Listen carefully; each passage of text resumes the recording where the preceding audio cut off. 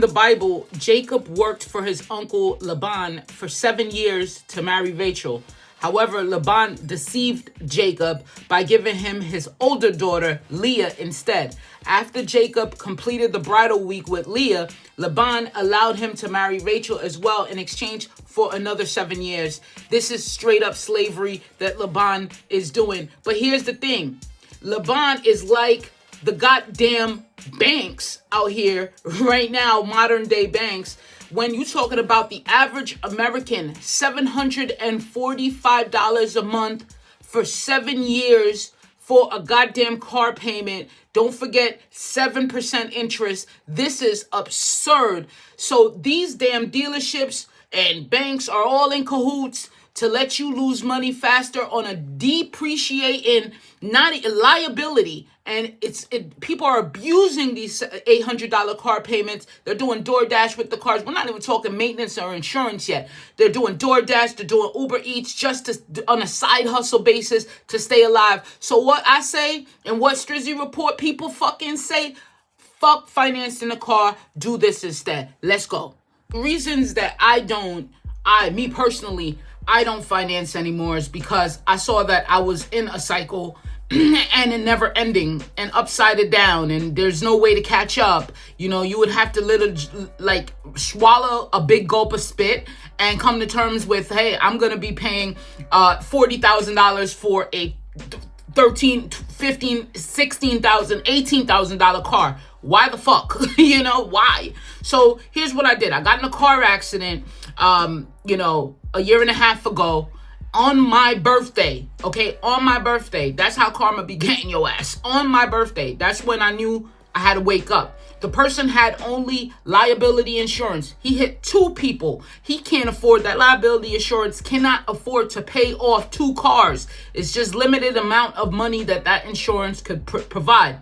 Okay, so my car was half paid off or whatever. It had to be split between the 2 people he crashed in, the victims of this whole thing. Now, I could have went across and got the kid personally, got a lawyer and went after the rest of the money for pain and suffering and shit like that. I just wiped it all clean, said this is what it is, but this is what I'm going to do now. I went ahead and just saved and got me a fucking old 2006 Range Rover. Yes, I got the Range Rover. I know that, that comes with its own set of problems. I'm on the, subreddit where we're talking about, the air suspension systems, it was a Jaguar engine. Now it's this BMW. I don't care. This thing is a beast, and I only had to really change tires, put some oil changes, really keep basic maintenance on it. So I'm not mad at it. I did a lot of research in getting this car. It was one owner. They had all of the paperwork for all of the maintenance that they did at the Land Rover dealership. So I was happy with that. But check this out. If you're in this situation, let's say you're in a fucked up situation with the car, overside, upside down, twirling on limbs, just pay it off and just, that's it. Just pay it off. What you're going to do. You already lost the battle, but never again. Don't go now after you paid off so much in this car. You paid extra for the car. You paid all that interest to the bank. Don't go ahead and turn that paid off vehicle in to go get a new vehicle and put yourself right back in the situation. Just pay it off. If you don't have a vehicle, or you're thinking about, hey, listen, maybe I should go buy a used car or whatever. I know your reliability, dependable. When I need a dependable car, go buy yourself a Honda Civic. Go buy yourself a Honda Accord. Go buy yourself a Toyota Camry. Yes, it's not going to be 2025. It's not going to be 2024. It's not even in the 20s, okay? You need to go older, because that's where you could spend $6,000 to $10,000. That's where you could save up all the car payments that you would have been paying. You save that up and you go get yourself a nice, reliable vehicle cash. Pay cash, never borrow. Budget $100 a month for maintenance. 80% cheaper than the note. Now, I learned the valuable lesson after that car accident.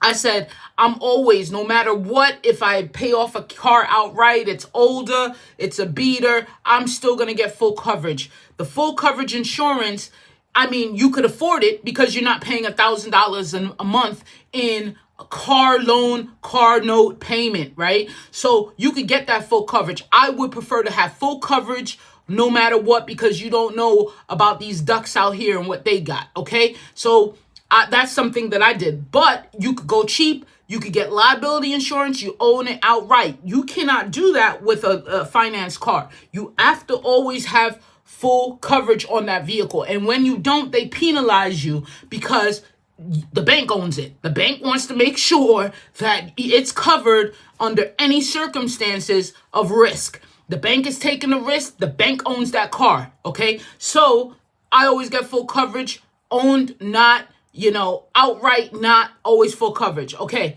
Track every mile of Uber versus ownership. Switch when rideshare costs are greater than $400 a month. See, if you're paying a car note for $800 a month and you could actually Uber everywhere, Lyft everywhere for $300 a month, you're still in a better situation where that Uber driver has to deal with maintenance.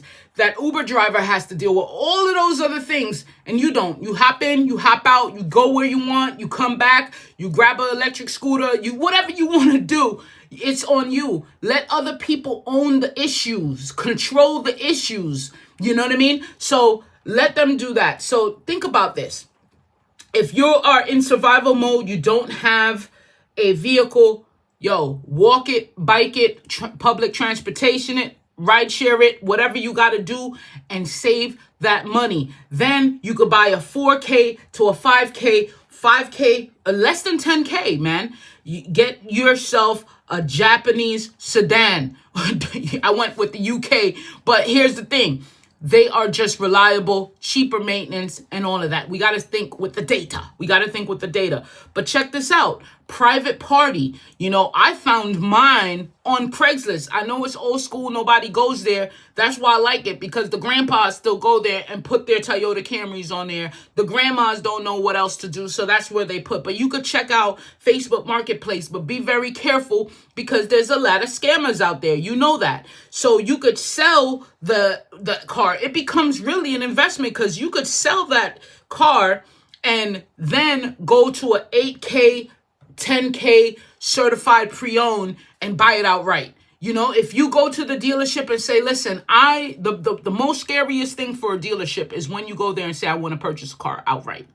You see what I'm saying? That car's 12K, I got 10K. Give me it outright. That's the scariest thing for them. They make their money off of these bank loans. They don't make this money off of cash. Cash is the most scariest thing for these dealerships. They love your cash for down payments. When the points don't even get knocked off your monthly payments, they'll ask you, hey, could you put $3,000 down? Could you put $1,000 down? Could you put $6,000? And then when you look at the numbers, it don't even knock off $50 off of the car payment. So why are you putting all this money down? I'd rather go put that goddamn thing in an ETF or something, or buy some Bitcoin.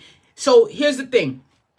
You could go to Facebook Marketplace. You could go to Car Gurus. You could go to Craigslist to get the private party.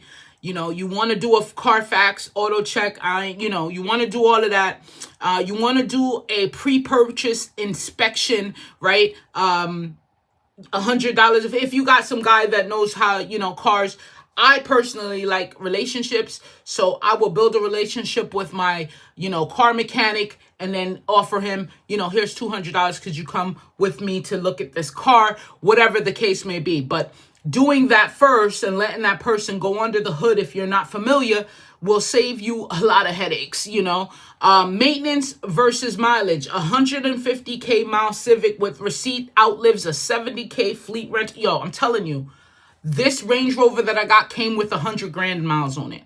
It didn't scare me. Those things scare other people. Those don't scare me. I seen a Honda Toyota with 200K and it's still rolling like it was the first day out of the car lot. So don't be afraid of that. But the money that you're saving, this is the big piece of this entire video. The money that you're saving, my people, you could then roll that into another asset for real, like real assets. You could go get hard assets, gold, silver. Go get some crypto. You could put it in a Roth IRA. You could do S&P 500. Like, you could actually put that money that you would have been spending, effortlessly, might I add, to the banks. You could put that into something that's going to stack value and compound value. And that's what we should be focused on. So over 6 years, think of this. Over 6 years, you can put what you would have been paying on average, $745 a month or $800 a month for a used car. And you could put that into a Roth IRA, post-tax dollars. Okay, you could put that into something for real and build, and you could earn up to $70K in 6 years just for doing that. Okay, that shit is crazy, right? So, new car debt is legalized wealth transfer. The banks, it's legalized wealth transfer. Ditch the note, put the money somewhere else. Even if you're saving, I want to buy a car, just save a little bit more, buy it outright. Invest the spread. Man, you could do a lot, man. You could do a lot. And you own the shit now. And it doesn't matter. It breaks down. Oh, well, You don't own, no, the bank doesn't own you. And I think that's the most important. Listen, I give 10 gems on a weekly basis. Sign up to the newsletter, StrizzyReport.com. You go ahead. It's a weekly newsletter, man. We give you a lot of shit in that. It's a free newsletter. Hey, and drop your current monthly payment in the comments. I want to know. Let's see who's brave enough to cut the cord. Let's see who's brave enough. Who's still financing. What are you thinking on this topic? Let's go. Peace. Remember, this is not financial advice. This is all educational. Just want to make sure. Peace. I'm down in the corner of a shark pen. In a tight phone, it was me. Ross in the shades with the crowd on the palm of his hand. Got it all in the trance, but the tickets all instant. No just in, but I got them all in. Say your boy that's in an 8 and an 8 space. My face got my smile on it, but no kidding.